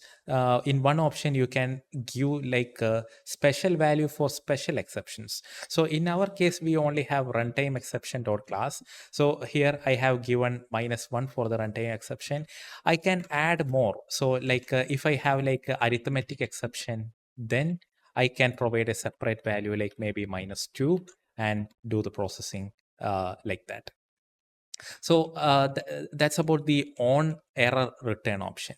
Let us see what else we can do here. So on error. So we talked about on error continue, and now we have the option on error resume. So this is an interesting function. So what the on error resume allows us to do is, let me take this one. So let's say our Flux failed. So it executed 1, 2, 3, 4, and for the fifth entry it failed. Then we can provide another Flux or mono that will be used when this error happens. So let us try that. Let me write another Flux. So I have another Flux of integers like a special error handler Flux, and let me create a Flux of range like maybe 100, starting from 100 and send to five more items, right? So the way on error resume works is, let's say uh, the error happened, switch to special error handler Flux like that, or I can specify it just like this Flux range like that. And now let's see what happens. So it should print 1, 2, 3, 4. And instead of printing 5, since 5 had an error, it will immediately switch to the new Flux and continue or resume operation on that Flux. That's why we have the word resume in the function name. I hope you understood the concept. And this doesn't have to be a Flux. You can send a mono as well here. So you can, when an error happen, you can just say like return my mono, like mono 5, and process it. See, 1, 2, 3, 4, 5. So this is like recovering from the error. So we have already talked about 3 to 4 different ways to recover from error. So the reactive programming provides a comprehensive way to handle all types of exceptions that may arise in in your program. So let me wrap up this function and let me look for other functions if we have any. So on error resume.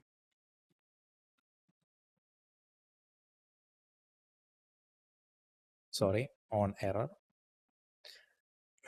And there is one last thing. So that is called on error map. So this on error map is useful for mapping one type of exception into another type of exception.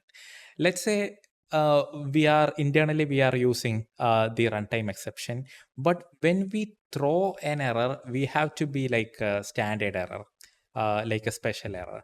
So we can map one type of exception to another type. So let me write the map here. I can convert the runtime exception into any other kind of exception, maybe unsupported operation exception. And here I can maybe give the message from throwable to throwable.get message. So what is happening here is whatever the exception that comes within the Flux, it will be converted into unsupported operation exception and then will be given to the subscriber. So let us confirm this test error handling 3, and let me run the code. And you can see unsupported operation exception, unexpected number. See, previously it was showing runtime exception. So this is useful for like standardizing the exceptions you are throwing to the outside modules. So this way, no matter what kind of error happens within the publisher, you can change it. You can change it to your own standard exception. So that's about it. That's about the special error handling for reactive programming. So far, we have been doing reactive programming using the Project Reactor module. So we learned how to create a publisher, how to subscribe it, handle all the cases. Now let us come back to the Spring module and see how to create a web page or show at least a home page in our application when we open the browser. So let me go into the main class, learn reactive programming. So this is where the Spring module starts. So far, we have been working on this file for learning the Mono and Flux. Now let us start this file. So this is the main file. We can also start it like this. So let me run that. And when we do so, it started. So it shows that the server is started at 8080 port. So let me open it. Open the localhost 8080 module. And this is the page. This is the only page that is reachable, and it is showing white label error page. The application has no configured error view. So you are seeing this as a fallback. So we haven't configured any page. So next, let us see how to load a page, static HTML page using the Spring Reactive Web module, right? So in order to do this, we need a special module called TimeLeaf. So TimeLeaf is a template engine. I think you could be familiar. I think you might have heard of this TimeLeaf module. It is a template engine which is used to generate HTML dynamically. For our learning purpose, we will just add this dependency and configure a static web page, a simple HTML content, and see how to hook up a page into our home page. Okay, so in order to add TimeLeaf, we need to add the dependency. So the dependency is org spring framework.boot Spring Boot starter TimeLeaf. Okay, so let me copy this, paste into our Gradle. So we have this implementation 3.2.2. Yes, let me build the application, close it. Okay, now the TimeLeaf is added. Now what we need is a controller to link a page into the home page, right? So let me create a controller here. So Java class, let me name it as main controller. And let me put the annotation as controller. This is all standard Spring stuff.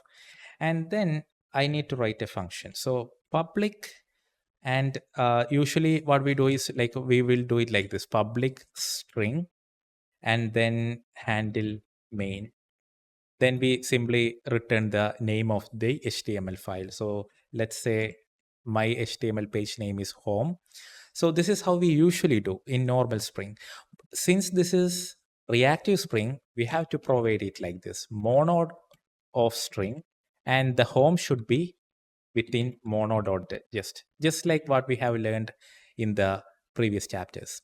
So handle main, and we have to provide an annotation at get mapping and provide like the path.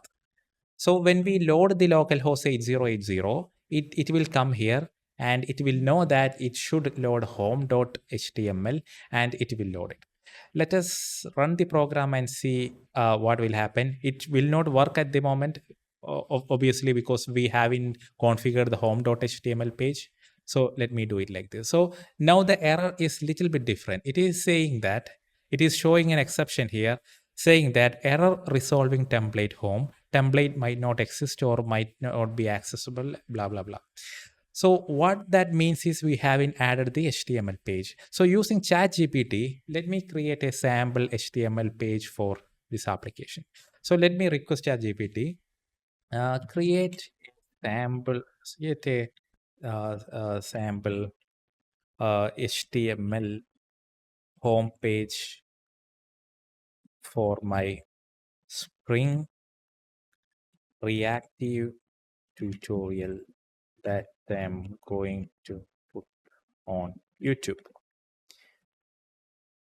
And let us wait for it to complete. So ChatGPT is generous enough to create an HTML for me.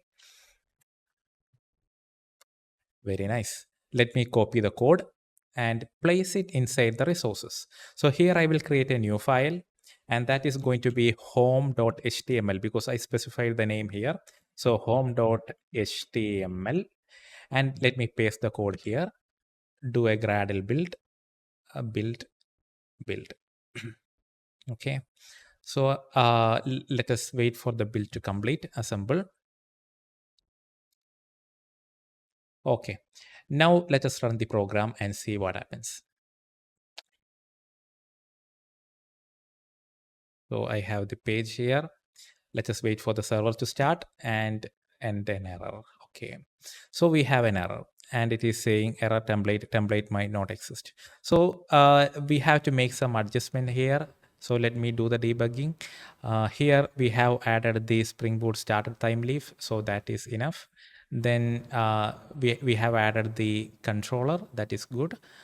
Then we have the home.html. I think we have to put that in a templates directory. So there should be a page called templates. Then let me just copy this and paste that into the templates. Fair enough. Let me start the application again. Okay. And here it is. So the home page should be placed inside the templates directory. That was a mistake on my side. And once it is placed inside that, the page is now properly loaded. So whenever I load my server, it will come into this main controller, look for the page name, and that page will be resolved from the templates directory. Now we have a pretty good home page. Next thing is like we have to learn how to use database in reactive programming. So when we when we discussed the introduction, we said that the main purpose of the reactive programming is for asynchronous non-blocking behavior, and the most common blocking element in any program is database, because database will take some time to provide the data because it has to manage a lot of data, lot of things has to be managed. So we will see how to connect a MongoDB database into the reactive application, how to add some data, how to retrieve them, all using reactive programming. So let's see how to do that. To work with the database, I'll be using a MongoDB database. The MongoDB is already installed in my system. If you have other databases installed, then the process will be almost same. You will have to just add a different dependency. I mean, if it is SQL, you will have to add a reactive SQL dependency. For the sake of this tutorial, I am not going to explain how to install MongoDB and MongoDB's own properties, because that is the scope of a different tutorial. If you're interested, let me know. I will create a tutorial for that. So for now, let us see how to connect to a MongoDB and work on top of that. Okay. So first, in order to add MongoDB, we need to add Spring Boot starter data MongoDB reactive. So for non-reactive editions, it is like Spring Boot starter data MongoDB, but for reactive programming, it is a separate thing. So let me copy this and put it into the build.gradle here. That should give me the support for MongoDB. Okay, that is good. And the next thing is like I need to check my database. So this is a MongoDB Compass application.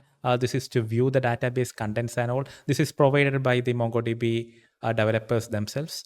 So I will connect to my database. I do not have any username or password configured. So it will take a while to connect, and I have some DB admin config and local. So the database is there. So I should be able to connect to my database. So let me create a new class to manage the MongoDB database configuration. So database configuration, and then I need to add some dependencies here. So in order to configure the MongoDB database connection to the reactive application, there are very basic simple steps. So first I need to add enable Mongo reactive reactive repositories. Enable reactive Mongo repositories. So this annotation needs to be added. And then we need to extend this class with the abstract reactive Mongo configuration class. So this is an abstract class that has some built-in methods that provides the necessary client template classes. And then I need to add a bean here. So that bean is going to be Mongo client. So I need to create a Mongo client. So the Mongo client is a class that helps our program to communicate with the MongoDB database. So, or connect to the database. So let me name it as MongoDB client and return just Mongo client dot Mongo clients dot create. Clients.create. So that is one thing. And that is not enough. I need to provide a database name. So if you look into my database, I have a couple of databases already. So I need a new database here. So I will name it as maybe genuine coder itself, right? Let us drop the name like this, database name. I need one more bean. This bean is required for making queries to the database that we will see just in a moment. So let me create another bean at bean public reactive Mongo template and reactive Mongo template. And here I have to create the template, then new reactive Mongo template.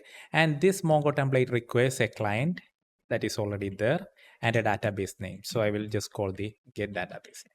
So that's it. With just this class and the dependency, we should be able to connect to our MongoDB database. Okay, so let me run the program and see if the output has anything new in it.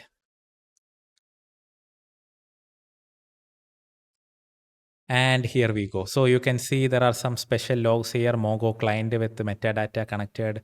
So the MongoDB is detected. It should work now. Now let us talk about our goal. So what we are trying to achieve is like create two database classes, one a customer and one an order. So we will create a couple of customers via the reactive API, and we will create some orders as well. And then we process these customers and orders using the Flux concept we have just learned to get a real world understanding of how to do that. Okay. And we will also learn how to save to database in a reactive way, how to get data from the database in a reactive way, etc. as well. So for that, let me create a new Java class and let me name it as data control. And here I will make it as REST controller. So I hope you are familiar with the difference between REST controller and the at controller. If you are not, I will just explain. So the at controller says that these response values are for the HTML for looking up the HTML. So here, when I return the home, it should understand that there should be a home.html and load it. But when it comes to a data, the data will be in a JSON format. Like when I am returning a list of customers or list of orders, that is actually data, not the web page name. So for those purposes, we will put at REST controller to denote that the functions in this class are going to be REST APIs. Okay. Okay. Then let me write a function. So at post mapping, and I need to provide here. So first, I need to create some customers. So customer dot create, and here I need to write a function. So public mono customer. Yeah, I have to create the class, right? Just a moment. So let me write the function create customer, and a request body customer. This will all make sense in a moment. Let me fill it. So here, what I'm trying to do is I will receive a customer from the user, from the web page or from a postman or something like that, and then save it to database here, save it to database, and return the saved customer back to the person who requested module or back to the client. So for that, I need to create some classes. So let me create a package model and create a customer class. So let me create a customer class, and the customer will have three fields. So private string ID, a unique ID, private string name of the customer, and maybe private string job, whatever their job is. And we need a constructor. So name and job needs to be in the constructor. The ID is usually automatically generated, not provided by the end user. So I will just use a random UUID. So this will create a unique ID every time. Whenever I call it, it create a unique ID that I can use to find it in the database. And then I need to provide some getter and setter. So I will provide some getters and setters generated. For this generator, I am using alt insert. So alt and insert button in the IntelliJ will provide this dialog for getter and setter. And here we have to denote that this is not a normal class, but a database class, right? So for that, I need to provide at document annotation. So this document comes from the MongoDB library. So I have to denote it as at document. Then I have to provide this as like ID. So the ID indicates that this is a unique ID, primary key in the database that is used to uniquely identify this customer. So that's about the customer model. So we will receive a customer model from the user. We need to save it to the database. To save it to the database, we need the database reactive Mongo template. So I will just auto-wire it here. So at auto-wire private reactive Mongo template. So I will get the Mongo template here, and using that template, I can save the customer to the database. Okay. So if you look into the save output, you can see that it is a mono. Because since we added the reactive MongoDB library, all the responses from the database library will be in a reactive way. So we don't have to do anything extra. It is already in a reactive way. So it will be returned after the save. Okay. So we are saving it to the database. Now we need to test this, right?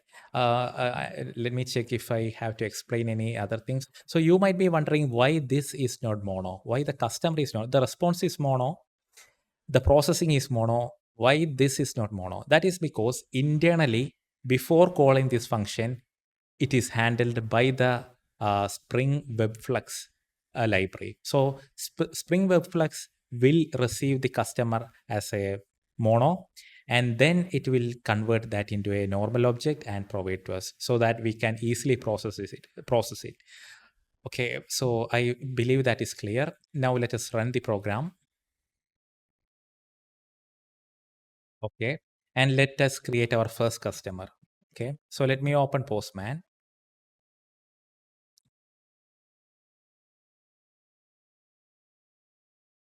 Create Postman, and let me create a new HTTP request. So this is Postman. I can make request to our server. So I want to make a post request because I provided a post mapping. So that is database post mapping, and it is going to be localhost 8080 / customer / create. So that is our endpoint, right? Customer / create.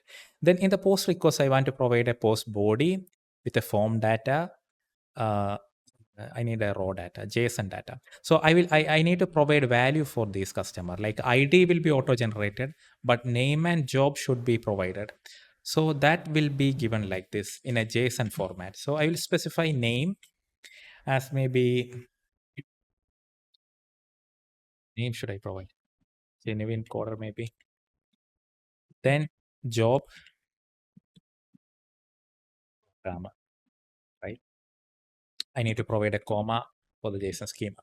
Now, if I execute this, it should get saved into database. Let us try send, and there is an error. So the response contains an error, internal server error. That means the server has crashed. So let us see what happens. So it is saying type definition error, customer create exception had HTTP post codec exception. A no default constructor. Okay, so the problem it is saying is I have provided a constructor with 2 arguments. That means I didn't provide a constructor with no arguments, right? So I have to provide that. So public customer, just like this. So I'm just explaining. So what is happening here is when you add your own constructor, the default constructor will be removed. So if you provide no constructors, then there is a hidden default constructor that accepts no argument. But as soon as you provide a constructor, custom constructor, the hidden one is removed. So you have to add the no argument constructor by yourself. That is mandatory. That is basic Java. So I will just call this, run this again and run the program once more. And here you can see the name genuine coder job, the ID was automatically provided to me. And if I go into the database now, I should be able to see a new database here, a new table for, so there is a new database test, and there is the new one called customer, and the name is genuine coder and the job programmer. So that is automatically added, right? So genuine coder and programmer, that is properly added. So that's about the saving to the database. So we have successfully saved a first reactive object into a database and fetched it. The result was returned in a reactive way as well. So we created the customer. Now let's create some more customers. So that is one customer, genuine coder. Another customer is maybe Anya, something like that. Anya, then maybe businessman, business, maybe something else, maybe pilot. Sorry. Mhm. Okay, so we have given the data, and let us check the database. And the customer now should have more than one. Should have 3 objects in it. And we have the 3 customers in the database. Now, let us see how to improve this. So we said we will create a customer. Now, let's say we want to find a customer by their ID. So let's see how to do those kind of queries. So instead of post mapping, let us create a get mapping. So my goal is to create a controller function, REST API, that will receive ID of a customer and return the details of the customer. Okay. So the response is going to be mono customer. So find customer by ID and customer find by ID. So that is going to be the endpoint. And here, instead of request body, since this is not a post mapping, post request, I will create a request parameter function. And the request parameter function will receive the customer ID as the request parameter. So that is going to be customer ID. So I will receive the customer ID here. And I want to find the customer from the database using the ID and return it to the client. So for that, let me write a function here, private mono customer. So I'll be finding a customer, find by ID, find customer by ID. And then here I will have a customer ID as the argument, customer ID. So here we need to write a query, a MongoDB query to find it. So the way we write query is using a criteria. So we have a criteria that is like criteria where what we want to match. We want to match a customer's ID with the given customer ID. So I will provide the ID here. Customer criteria where ID is customer ID. That is usual MongoDB query format. And we have to prepare a query for this. So query equals query criteria. So we converted the criteria into a database query. Now using the reactive Mongo template, I can find it like this. So I can give the query here and I want to identify the class. So what is the class here? The class of the customer is customers.class. So it will return it. And when I check this here, it is saying that I provided a mono, but Flux is expected. That is because the find method will return more than one result if it is available. But ID is a unique field, like a UUID, unique to each customer. So we can go with the find one. So what that means is it will only find one customer. And it has an error again. That is because the find customer by ID function is already used. So let me change it to get customer by ID. Now coming back here, we have the customer ID here and we wrote the function to find the customer. So we can simply use it like this. Return get customer by ID, customer ID. That's it. Okay, now we want to test it, right? So to test it, we need some valid ID. So let us take an ID from maybe this customer, 65BF, something like that. Is it copyable? Yeah, that is copyable. So I am trying to find Anya by her customer ID, right? So let us go to Postman, create a new request. So this is going to be a GET request. So that is fine. Localhost 8080 customer find by ID. And here I have to provide a argument as the customer ID. Sorry, the parameter, the query parameter. So I will give it as like that and make a send request. And here you can see we gave the ID and it correctly found Anya HR and the ID. So the whole customer object is properly returned. So that is how we do reactive Mongo query. Okay. Now, one interesting thing is we learned how to log, right? We learned that if we put a log function, we can find how the subscription and events are happening between the subscriber and the publisher in the reactive programming. So we can apply the same here. So if I restart the server with a log here, you can actually see how the data is fetched from the database. That is one of the biggest advantages of using reactive. You can actually see every step using the log function. So let me execute the query. And here you can see on subscribe. So it subscribed, requested for the data, and it returned a customer. Then once the customer was returned, the subscription was completed. So on complete. So subscribe, next, request, next, and on complete. So here the customer do not have a toString function. That is why it is showing like that. So if I add a toString, alt insert toString, and I will create a toString function. I don't like that. Alt insert. Do we have a better toString function? String concat. String builder maybe. No, that is even worse. So let me just use a standard toString function. Okay. Now if I run the program again and make the send request, you can see subscribed, request sent, the customer was properly identified and returned. Then it was returned to the postman, the client who made the request. So that's it, guys. That's how we do the query in the MongoDB, reactive MongoDB.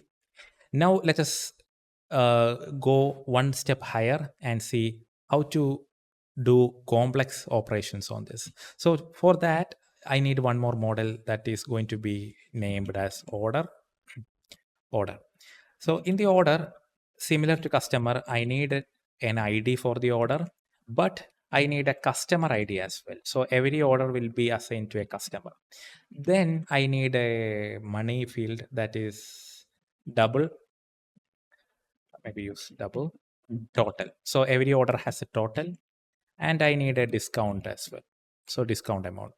So this will be a unique ID generated for every order. This will be the customer ID, and every order will have a total and a discount value. We need a constructor, right?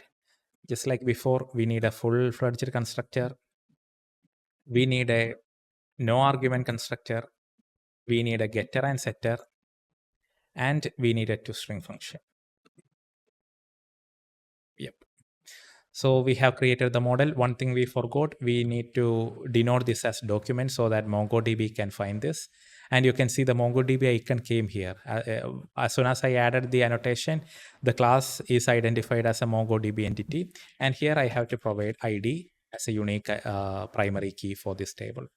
So the order model is created, and coming back to data controller, we need a create function for order as well so that we can create new orders. So order create, and in the mono customer, I will provide mono order. Then instead of create customer, I will call it create order. Instead of receiving a customer object, I will receive a order like this. Then I will save that order into the reactive Mongo template. I think that is clear enough because we did the same for the customer. Now let us go into this post, just a moment. Yeah, into the postman, then write the function. So post localhost 8080 instead of customer.create, it is going to be order create. And then I need to specify the body, raw body, JSON body, and I will provide the JSON value here. So if I go into the order, ID will be automatically generated. So I don't want the ID here like this. It is going to be UUID random UUID dot toString. So it will create a unique ID. Okay. So I need a customer ID. So the customer ID I need to take from the database. So first, for genuine coder, I will create some orders. For that, I need order ID, customer ID from genuine coder. Then let me create total value. So sorry, let me add a total. So how much we want? Maybe I will add a 50 as the total, and the discount maybe 5 for the first entry. Let me send a save request. I haven't restarted the server. I need to restart the server to get the new changes. And now let me send the request. So I sent a request. It completed it. It assigned an ID for the order and the customer ID, and the rest of them are like the data I have provided. If I refresh the MongoDB Compass, I should see the new collection, new table that is called order. Yeah, I can see that. And it should have one entry. Yeah, that is there. So let us add some more orders into the genuine coder customer. So maybe 100 more with a discount 0, second order, and maybe one more order 150 with a discount of 10. So for genuine coder, 3 rows are created.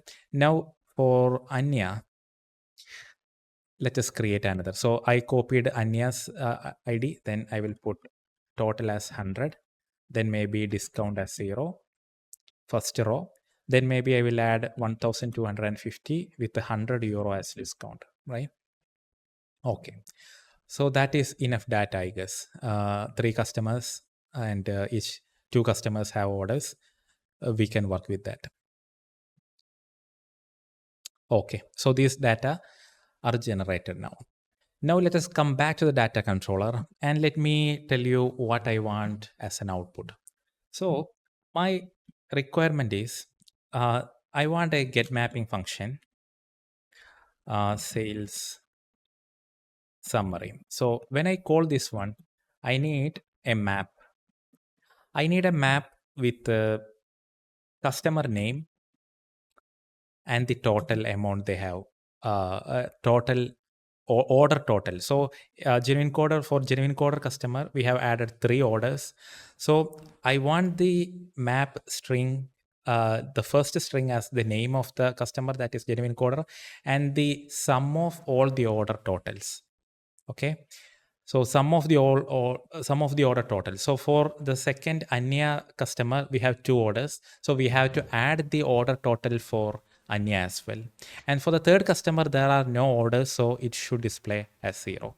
So let me name it as calculate summary, like that. So let me write the requirement here as a comment. So the expected output is expected output. Genuine coder should have like sum of order total. So I don't remember the exact total, so I will just write it here like that. Then for Anya, we need sum of order total. Then for the third one, that was Bruce, right? So for Bruce, 0, because no orders. This is the expected output. So let's see how to do that. So the first thing is, for the output requires each customer.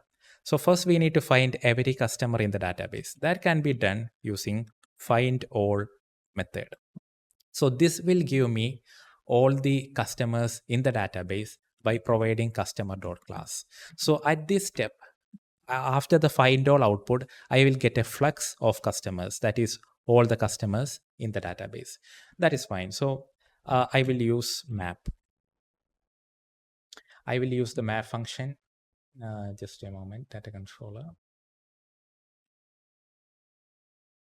Right. Map.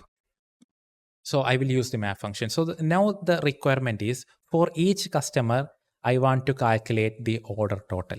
So I have to write a function here. So let me write a function to calculate order total for each customer.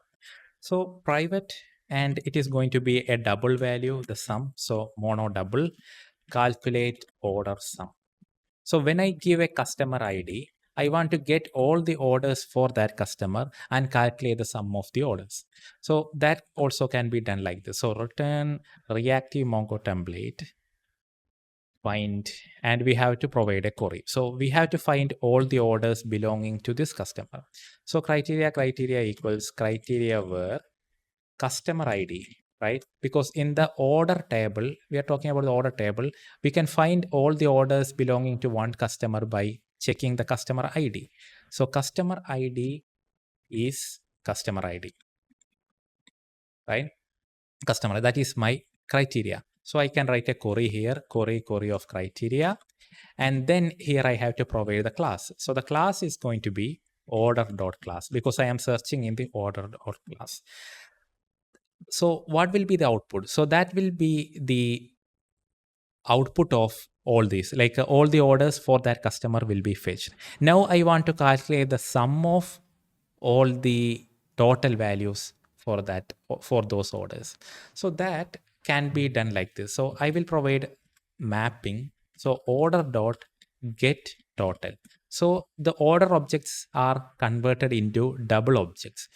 So at this level, we will find all the orders and then all their totals. And here we have to calculate the sum. So how do we calculate a flux of double to its sum? So for that, we have a thing called reduce function. So in the reduce function, you can provide how to sum or aggregate a couple of values. So here, initial value, I will give 0, and then I can provide like double dot sum. Let's see if that works. So what happened here? Order dot total. I can use lambda function here, lambda method reference 0d. Yeah, and here using the reduce. So what happens here is, all at this point what we have is like a flux of double. You can see here flux of double. That is, we have a flux of order totals, and I have to add all these flux values together into a single value, a mono value. That is done in the reduce function. So this function will return sum of the order, or sum of all the orders for this customer. So we have a map function here, and can we use map here? We talked about this, when to use map and flatMap. I cannot use map function here because this is a mono publisher. So this is a publisher, not a default, not a standard synchronous Java return value, right? So uh, if I do it like that, then I will not be able to process it. So if I do it like this, customer.getID, I got the customer ID, and what is the problem? Calculate order sum. Yeah, calculate order sum. So here it won't say any errors, but the problem is the output of the input of the next step will be a mono of double. But what we need is a map with the string customer name. So at this level, I need both the customer and the order sum. So for this, we have to use the zip operation we have learned in the previous chapters. So if you go back into reactive tutorial, we talked about zip function. So using zip function, we can combine two data into one stream. So I'll be using that, and it will get clear as I write it. So I need to use a zip function here, zip with. I will have to use flatMap, yes, and I have to use flatMap. So here the map doesn't work because the output is not going to be a synchronous value. It is a reactive value. So I will use flatMap. Then I will use mono.zip. And I have two values required in the next line. That is, one is customer. So mono.just customer is required. So I will get the customer. I also need the sum for the customer, sum of order total for customer. So calculate order sum, then customer dot get ID. This way, in the next line, I will get all the required data. That is the customer details and their order details. Now I want to convert this data into a map. So for that, we have collectMap function.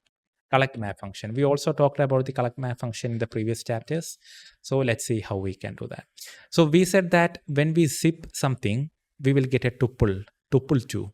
So for here, we have like tuple2 and tuple2 dot get t1. So what is the t1? What is the output of the first zip argument? That is the customer. So from the first tuple entry, we will get name of the customer. So get name. From the second tuple entry, so that is going to be second value. So again, tuple2 dot get t2, that is going to be the order total. So we got both the necessary data here. So you might be still confused, like why did we take the customer into a zip from here? That is because we need both of them in the next step to create the map. So we have created the data. We can just return the value like this and calculate summary, right? So this is not a reactive value, right? This is a standard value. So that has to be converted into mono map string double. And here it says I can use a lambda function. So replace with a lambda, and that should be it. That should be all. Let us run the program and see if everything comes together as we expected. So let me go into the Postman and create a new request. So that is going to be a GET request, right? That is because it is a GET mapping. So localhost 8080 sales/summary, and I will make a send request. And here you can see Bruce. We did not create any orders for Bruce, so that is 0. Anya had 2 orders, that adds to 2250. Genuine Coder had 3 orders, and if you add all of them together, that will become 300. And that's how we process data in asynchronous programming. So if you ask me, like, isn't this complicated? Yes, it is complicated than the usual programming, I mean the synchronous programming. But the advantage usually outweighs the extra complexity. So this is hard to debug. I will be very straightforward. Reactive programs are hard to debug, hard to write as well. but you will save a lot on your server resources. I mean, if you're paying for a server, the additional development time will outweigh the development will be beneficial. Sorry, I mean the additional development effort will be justified by the reduction in the server cost. So that is there. So we have learned how to connect to MongoDB, how to save to MongoDB, how to retrieve from MongoDB, and how to process the data in a multi-step fashion. So that's about this part. In the beginning of this tutorial, we talked about the need for reactive programming. We discussed about the asynchronous and non-blocking behavior in detail. We have seen the code in action, and you should be now very familiar with the asynchronous and non-blocking concept. The next most important thing in the reactive programming is backpressure. So let us see what backpressure is and how it improves the reactive programming. So let me take the backpressure slide. So what backpressure is a fail-safe mechanism for reactive programming.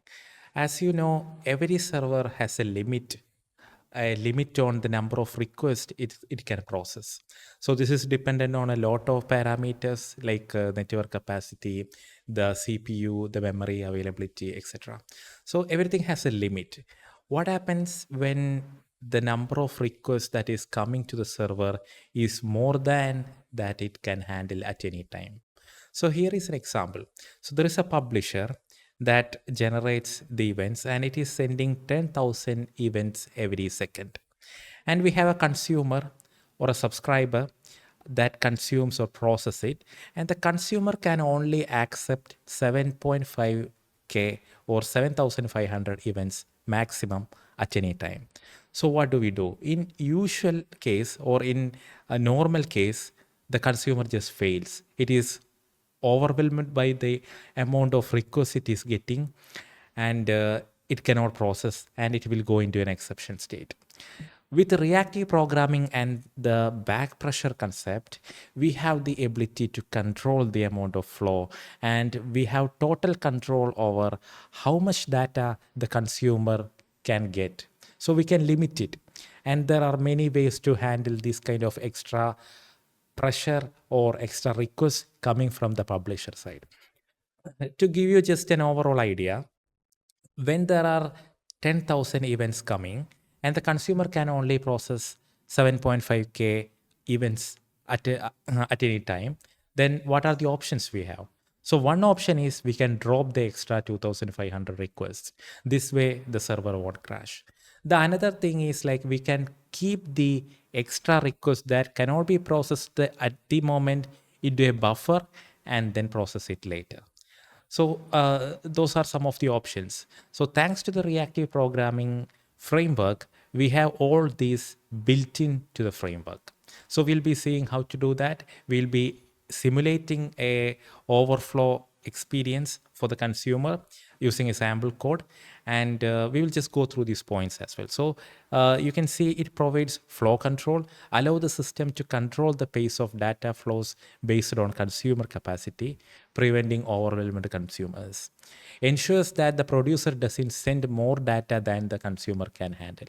So even if we don't have the control over the producer, we can still handle it at the consumer level, and it will prevent overload. So like we said, when a consumer or when a server receives more data than it can handle, it will automatically crash, but we can prevent it. We have preventive mechanism. We have the ability to handle the extra requests coming gracefully. So let's see how we can do that. So coming back to the code, let me take you to our project we have been working on. I have created just a new class. It is called Backpressure Tutorial. There is nothing, just a main class. First, what we have to do is let's consider a normal case where there is no overflow of data coming. Let me copy a simple function I have prepared. So I have a function create no overflow flux. So let me just walk you through this function. So we have a flux of range. It will generate value from 1 and create integer.max value. This is a very big value, as you can see, 2 raised to 31 minus 1. So it will create a lot of values. It will log it, and it will apply an operation. So concat map means this is just a simulating a delay on processing it. So let's say in real world scenario, when we receive a data, we have to apply some operation on it. These operations could take time. Here, for showing you the behavior of data overflow, we can't provide a really complex operation since it complicates things. So this will just simulate like 100 milliseconds. So what this means is every Flux entry, every entry in the Flux will have to take 100 millisecond to process. So it is just to simulate the processing take time. Now let us call the function tutorial create no overflow Flux, and I will just use the function block last here. So block last means it will block until the Flux is complete. I'm not adding a thread.sleep function here, as the block last will provide the same experience as before. So let me run the program. When I am running the program, let me stop it. So what is happening here is there is no overflow because the data is coming only after I make a request. So the subscriber, since it is subscribed here, block last will automatically subscribe. You don't have to provide extra subscription here because this is a blocking call. So it will create a subscription. So you can see the on subscribe. It will request for one data and get the data, make another request and get the data, and so on and so forth. So there is a delay of 100 millisecond because we added this line. So this is the ideal case where we have control over the producer, and the producer provides data only when we make a request. So no overflow here. Now let me show you a case where there is an overflow of Flux. So I have prepared the function here. Let me just paste it here and show you. So consider this function and let us try to understand the difference between these two. So here flux.interval duration of millisecond. So here what I am saying is in every 1 millisecond, create a new entry into the Flux. Okay. So instead of sending a request and then generating the data, we are providing a duration value here. That means in every one duration that is given here, which is 1 millisecond, a data will be generated. And just as like we discussed above, each of these will require 100 millisecond to complete or process. So there is a problem here. Every 1 second a new data is coming, but every 1 millisecond we are getting a new data, and 100 millisecond is required to process that data. So naturally we will go into an overflow state.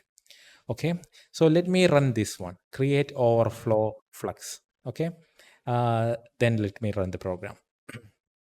Now you can see it started. The subscriber started, made one request. It received the first data, but before receiving the next one, it wasn't able to complete the first one itself. So it is saying could not emit tick one due to the lack of requests. Interval doesn't support small downscreen requests like that. So that is an overflow. So every 1 millisecond we are getting one request, but we need at least 100 millisecond to complete one request. So what we do? We have to make use of backpressure techniques. So the first backpressure technique we have is dropping. So here what we can do is in 100 millisecond we are getting like 100 requests. So one option is like drop the 99 request and process the only one. So if there is any overflow of data, just drop it and don't care about it. Okay, so let us see how we can do that. And for that, we have a function here that is called on backpressure drop it. So this is very similar to this function of Flux. We have the Flux interval. That means it is creating one request in every millisecond. Every request will take 100 millisecond to complete. Then return A means I want to show which of these entries are getting processed and which are getting lost. So that is why then return A. A means every integer will come here, and then it will be shown here. Okay. Instead of integer, it is long value. So let me show you how this runs. So if I add create drop on Backpressure Flux and run it, you can see some interesting patterns here. Let me stop the program and show you. So element kept by consumer. So the first element was 0. It was executed. Element kept by consumer means it is executed and it is propagated to the subscriber. So doOnNext, it is coming to the doOnNext. After 0, only the 119th element were able to be processed by the consumer. All the other requests, that means like 118 requests, were lost or dropped because the consumer was just overwhelmed with the request. So this is one option we have for back pressure. Whenever the consumer is overwhelmed or cannot process the request, just drop it. So the problem with the dropping the request is it is not always ideal. What if we are making request to a server and it just drop the request? That is really bad if the request itself cannot be repeated or we have some constraints on that. So dropping the request is always not a feasible solution. So what we can do?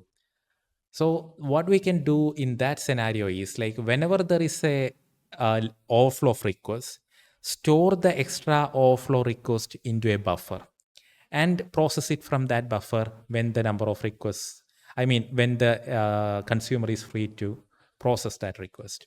So that is possible very easily with just one option. So let me write that function for you here. So create drop on back pressure. So create buffer. So let me create a buffer function. So here on back pressure, if you look into the on back pressure option, we talked about the drop option. That's fine. Now we have a thing called buffer. So inside the buffer, we can specify the size of the buffer. Like if I specify 50, then what will happen is if the consumer is not able to process a request, it will go into the buffer. And until the buffer is full, all the requests will be going to the buffer or will be going to the, it will be processed by the consumer. So 50 is not enough for our case because in every second itself, in every 100 millisecond, we have like 99 requests extra coming. So let's see what happens. Let's see what happens if we run it with the buffer, right? Let me just run it. And you can see elements are getting kept by the consumer and eventually it got overrun. That is because the buffer size is small and the buffer size is not enough to fully buffer the extra request that is coming from the producer side. It ran okay for a while, but then it failed because the buffer is just too small. So you can increase the buffer size, but that doesn't solve the problem fully. It solved the problem for a while, but that is not a real solution that we can provide. So what we can do? To give you an idea, we have one more parameter we can give here, and that is buffer overflow strategy. So the buffer overflow strategy provides us with a way to do something when the buffer gets full. Okay. So let me look for the function buffer overflow strategy. Buffer overflow strategy class, and we have these options. One is error. So whenever the buffer gets full, just to throw an error. That is what happened now. So let us try the option drop oldest. So what will happen is whenever the buffer gets full, the first request that came into the buffer will be dropped.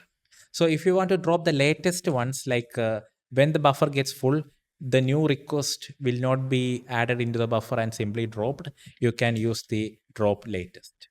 Okay.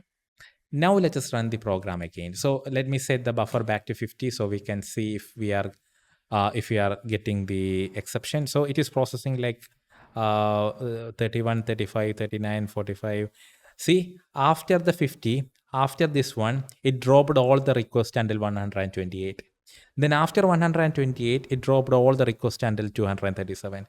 That is because even with the buffer, our consumer is not able to fully process the request, but still it is better than the full back pressure drop, because we are able to process some requests using the back pressure buffer. And here the situation is very much tight, because for all the requests we are taking 100 milliseconds. Usually in real world scenarios, some requests will take some more time, some requests will be executed very fast. So in that way, when we use a back pressure buffer, it will even out.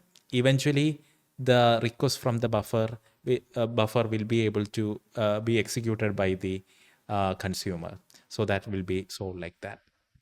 So these are the most important concepts of the back pressure. So the back pressure feature, let us make sure that the consumer will not be overwhelmed by the amount of requests it is getting from the producer. And this helps us to keep the server stable, scalable, and much more secure. So that's about the topic. So far, we have talked about the asynchronous and non-blocking behavior and the back pressure feature for the reactive programming. Those are the two most important things.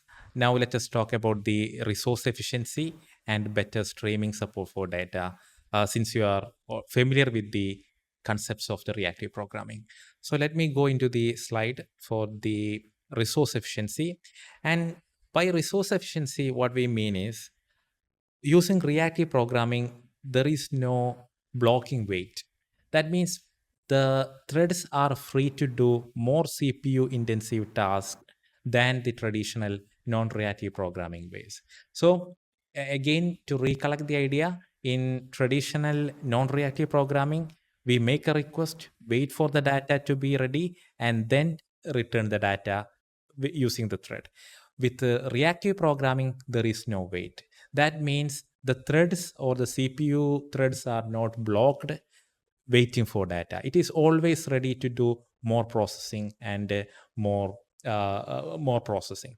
So the resource efficiency comes from the lower thread usage. So that is one of the points. The number of thread that is blocked or working at a time or alive at a time is very less compared to non-reactive approach. So this makes, because every thread has its own requirements, like every thread requires some I am not sure about the exact megabytes, but it requires certain megabytes to be created by itself.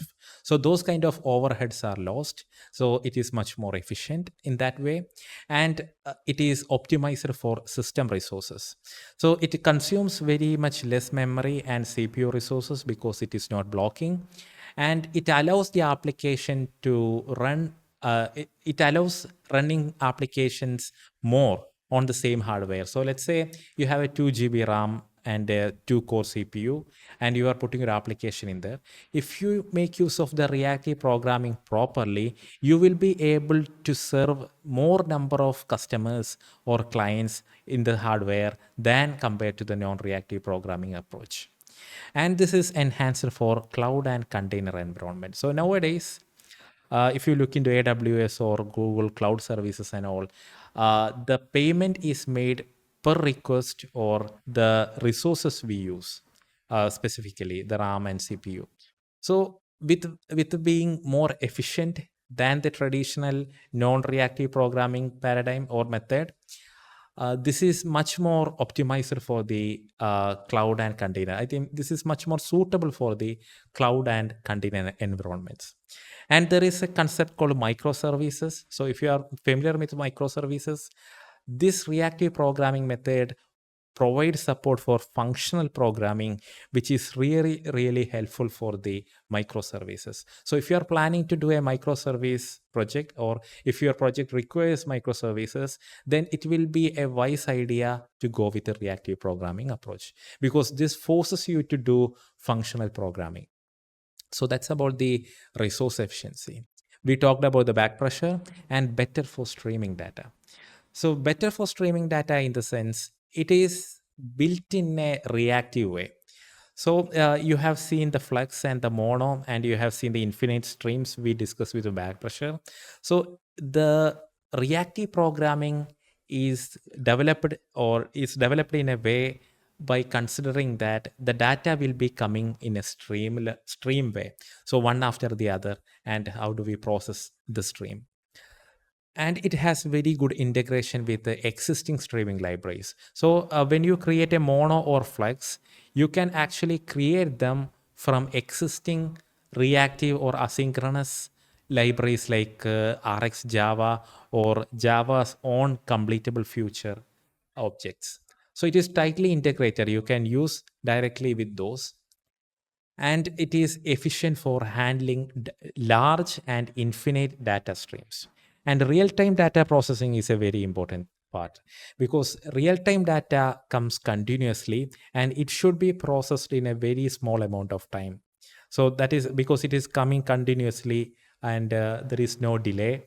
So for these kind of things, since the reactive programming is developed for the streaming requirements, this is much better to handle those kind of use cases compared to the traditional approach.